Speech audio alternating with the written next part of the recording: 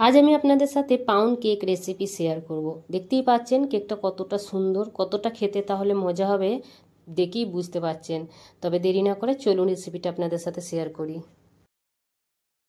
সব থেকে আগে একটা আমি এখানে টিন নিয়ে নিয়েছি।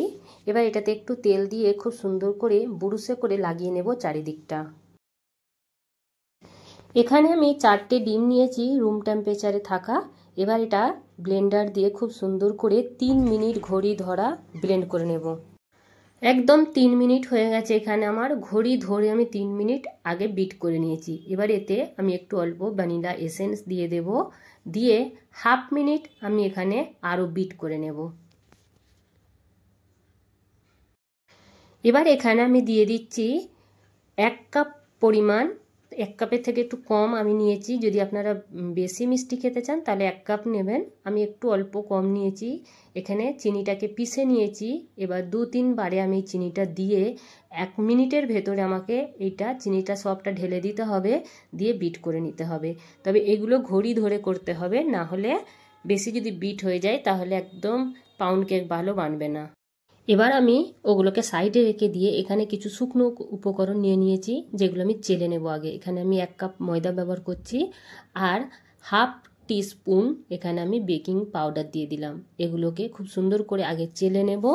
এগুলোকে আগে সুন্দর মতো চেলে নিতে হবে, বেকিং পাউডার আর ময়দাটা মিক্স হয়ে যেতে হবে। এবার আমি এদিকে 1 হাতে নেব বিটার, আর আগে দেব 2 চামচ করে ময়দা, আর একটু আমি আনসল্টেড বাটার নিয়ে নিয়েছি। এখানে আপনারা চাইলে সল্টেড বাটারও নিতে পারেন, তবে বাটারটাকে একটু গলিয়ে নিতে হবে। এখানে আমি গলিয়ে, গরম যেন না থাকে সেটা ধ্যান রাখতে হবে। 2 চামচ করে এখানে আমি ময়দা যেটা নিয়েছি ঢেলে নেব, আর অল্প অল্প করে বাটার দিয়ে আমি বিটারের সাহায্যে বিট করে নেব। তবে এখানেও 1 মিনিটই বিট করতে হবে। 1 মিনিটের ভেতরই আমাদেরকে সব দিয়ে দিতে হবে। দেখতে পাচ্ছেন এখানে আমি ময়দা একদিক থেকে দিচ্ছি, আর একদিক থেকে আমি যে বাটারটা রেখেছিলাম অল্প অল্প করে দিয়ে দিচ্ছি, দিয়ে 1 মিনিট আমি বিট করে নেব। এখানে হয়ে গেছে আমার 1 মিনিট। এবার আমি চারিদিক থেকে একটা স্প্যাচুলারের সাহায্যে এইভাবে নামিয়ে নেব, যাতে করে সুন্দর করে মিক্স হয়ে যায়, নিচে যেন না কোনো ময়দা কিংবা বাটার বসে থাকে, সেটা ধ্যান রাখতে হবে।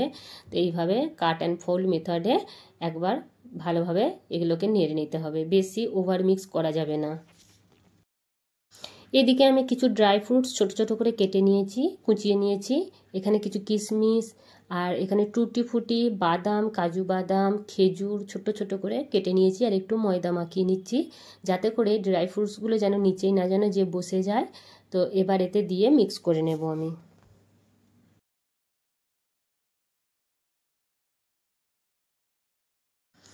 মিক্স করা হয়ে গেছে। মিক্স করে আমি এইভাবে যে টিনটাতে তেল মাখিয়ে রেখেছিলাম ওইটাতে আমি ঢেলে দিলাম, এইভাবে ঢেলে দিচ্ছি।